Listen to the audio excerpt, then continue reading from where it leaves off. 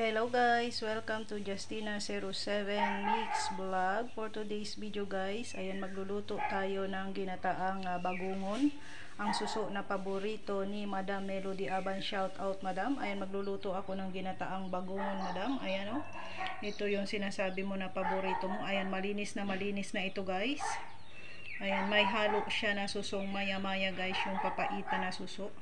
Request ito ni Sisi Marichanyo guys. Request niya ito, paborito niya ito. At ang personal ding nanguha ng mga suso na yan mula pa sa malayong karagatan guys ay si Sisi Marichanyo din. Ako lang ang magluluto guys, ako lang ang magluluto.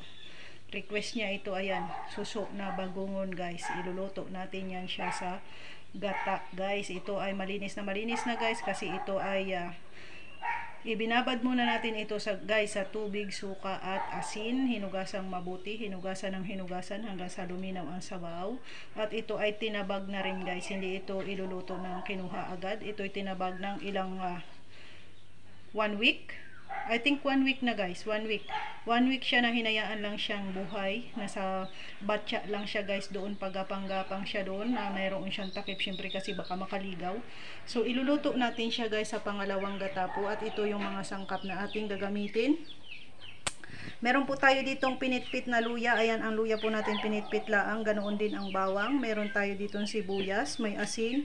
Ayan, kaunting seasoning, ajinomoto. Ayan, meron din tayong durog at buong paminta guys. At syempre, meron din po tayo ditong kakang gata. Ayan, pero yung paglulutuan natin guys, ito.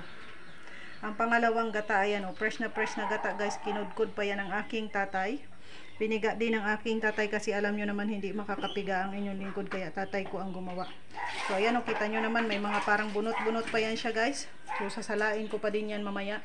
Paglagay natin dito sa ating bagungon. Bagungon ang tawag nito guys. O sa ibaban, kung ano man ang tawag sa inyo dito, yun na yun guys. Basta ito, bagungon man ang tawag nito dito sa amin guys. Big snail.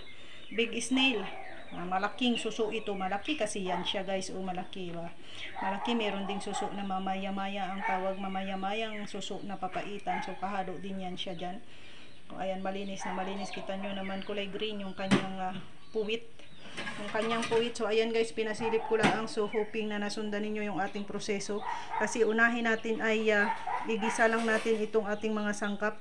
Isunod natin yung pangalawang gata. Pag kumukulo na, ilalagay natin yung ating bagungon.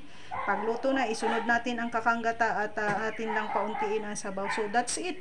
Luto na yan guys. Pag naluto na, ay may kulang pa pala dito guys, kay hindi pa ako nakakuha ng siling haba. So pipitasin ko lang yan dito sa paligid kasi may tanim yung aking pamangkin.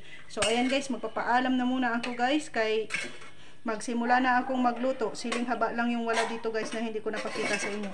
Lagyan ko to ng siling haba. Bye for now guys. Thank you for watching. At syempre kung bago ka pa lang sa aking channel, baka naman, huwag mong kalimutang mag-subscribe and click the bell button, select all para lagi kang updated sa mga susunod ko pang upload na video. Ayan, pasensya na kayo sa ingay ng aming aso ha, kasi matapang talaga dito ang aso guys. Matapang dito ang aming malalaking mga aso. Oo. So bye for now guys. Thank you for watching. God bless everyone.